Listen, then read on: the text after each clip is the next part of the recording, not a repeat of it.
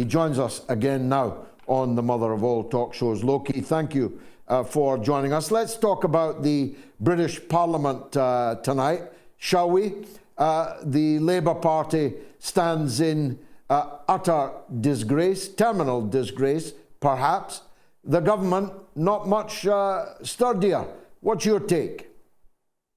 Well, what we have seen is even in Bethnal Green and Bow, the MP abstain from the vote for a ceasefire.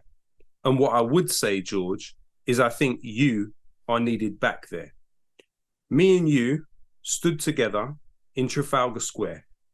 Me and you stood together in Gaza.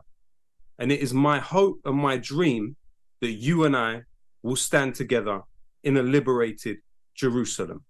Let's be clear. God willing. The British, the US, the EU, Israel, and Japan are on the wrong side of history, and the governments which represent those populations are in the minority. This Palestinian armed resistance is a right enshrined by UN Resolution 3246. The governments which designate Palestinian armed resistance as terrorism, the UK government supposedly represents 67 million people. The US government supposedly represents 340 million people. The government of Japan, the EU, and Israel, that's less than 1 billion people represented by governments that not only do not believe in a ceasefire, but also deem Palestinian armed resistance to be terrorism. What about the government of Switzerland? Who is more neutral than the government of Switzerland? Because they don't define Palestinian armed resistance as terrorism. What about the government of Turkey, several hundred million people it represents? They don't define Palestinian armed resistance as terrorism. What about the government of Venezuela? What about the government of Pakistan? What about the government of China? 1.4 billion people, 25% of humanity. They do not define Palestinian armed resistance as terrorism. The vast majority of humanity are represented by governments who see this situation in a far more clear way. The majority of people in the world understand themselves to be post-colonial subjects who emerged from colonialism, where decolonization was a positive process. These governments here are relics of the past. They don't believe all human life is equal. They don't believe that Palestinians are the same as any other people in the world. We are witnesses to a massive, massive crime here, George.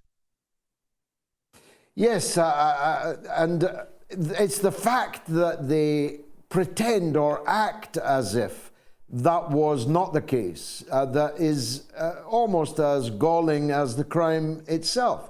The television presenters who want to put interviewees on trial over something else entirely, instead of focusing on what they have seen, they must have seen with their own eyes. I mean, I've seen myself almost 5,000 children that have been killed in Gaza because I look at the images as they are produced. And these presenters, these members of parliament, they must have seen a significant number, at least, of these images. In what universe is it not a war crime to level a refugee camp in pursuit of 1 or even 10 people?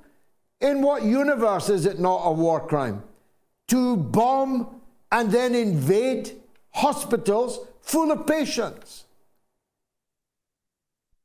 Absolutely. And what's becoming clear is actually the Israeli military is the world's most cowardly army that has ever been. Not only are these soldiers used to bullying grandparents and children at checkpoints in El Khalil, in Hebron, or bullying teenagers in Jerusalem, they are used to striking from the air at civilian targets. They are used to sniping from the edge of Gaza at people and forcing them to be amputees for the rest of their life. Like Ibrahim Abu Thureya, who already did not have legs. And this man took part in the 2018 Great March of Return, which was Palestinians attempting to practice their right under UN Resolution 194, paragraph 11, and return home. And what happened to those people? They were sniped. That's what the Israeli military is used to. What it has proven is that in urban, hand-to-hand, street-to-street combat, they are useless. They are getting battered by the tens their tanks are going.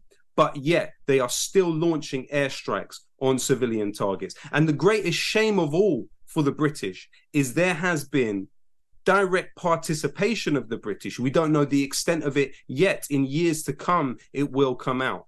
Direct participation of US Special Forces, the Delta Force on the ground, all for a war which primarily consists of fighting a non-state actor by bombing civilian locations in a concentration camp of Gaza. The blood is on all of their hands, and we will never, ever let them forget this. Let's deal with this concentration camp point. As Norman Finkelstein said on this show a matter of a few days ago, it's actually moved beyond a concentration camp to a death camp. But let's talk about David Cameron. If we parse his sentence, spoken as Prime Minister, it is the position of Britain's new Foreign Secretary, ipso facto, that Gaza was a prison camp, must not be allowed to continue to be a prison camp, that the free movement of goods and people both ways must be reinstated. It was actually rather a good statement made by David Cameron as Prime Minister. How does he get out of that now that he's Foreign Secretary in a government that is massacring people in that prison camp? Well, unfortunately, across the last few decades, George, we have seen the integration of British and Israeli intelligence services. So, for instance, the Foreign Office, which David Cameron will now be in charge of, uses hacking software from Celebrite, which is an Israeli intelligence company founded by alumni of Unit 8200 in Israel's military. It is the equivalent of GCHQ. It spies on Palestinian electronic communications and then blackmails them on that basis. And Celebrite is not only used by the Foreign Office, it's also used by the British police. Another program used by the British police is Nice Systems, which is a subsidiary of Israel's largest arms company, Elbit Systems. So the question here is the extent to which a foreign secretary of Britain will be able to act independently of Israeli diktats. You know, we can't forget the case of Alan Duncan, for example, when it was up the choice of him potentially being a foreign secretary.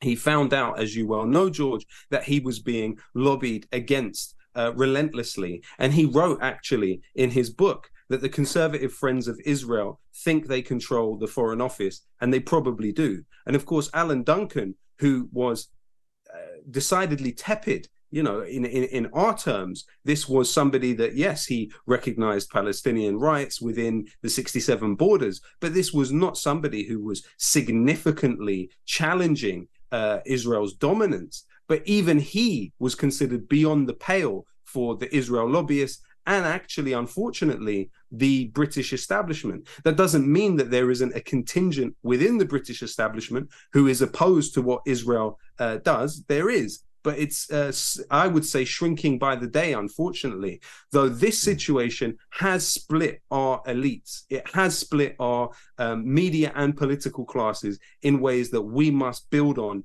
and work on going forward, for sure.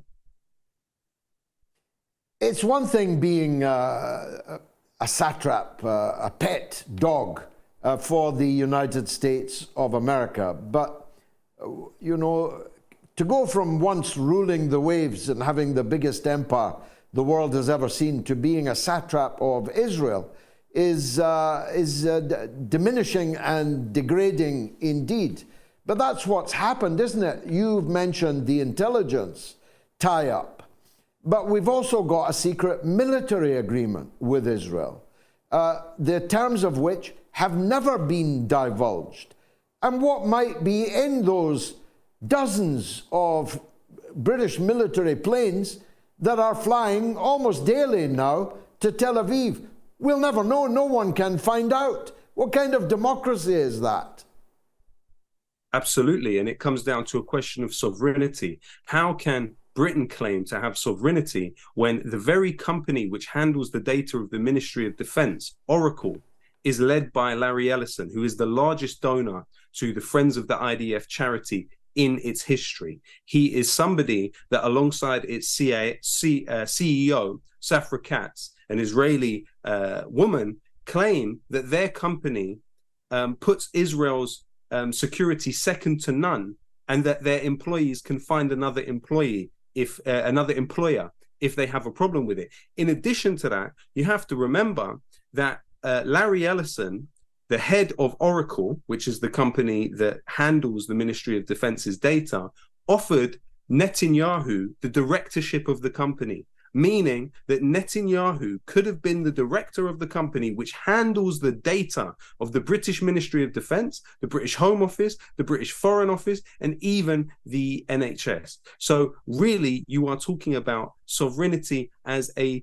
non-existent concept when it comes to Britain today. Not only do we have 12,000 US soldiers on this soil, but also, as you've made clear, we have this secret military agreement with Israel, which implies God knows what.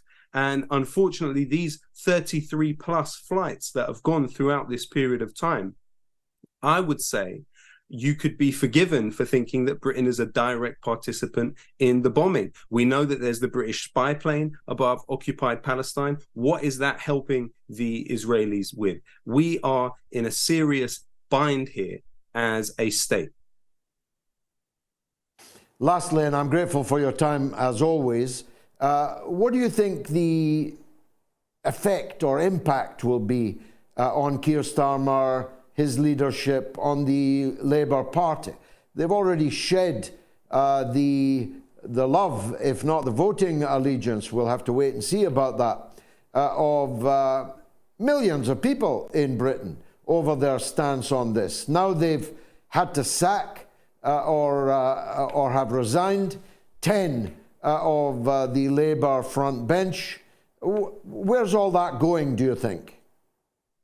Ultimately, what we need is a movement to push these Labour MPs who have for so long really existed in safe seats. So they've seen it as completely inconceivable that they could be voted out of their constituencies because of how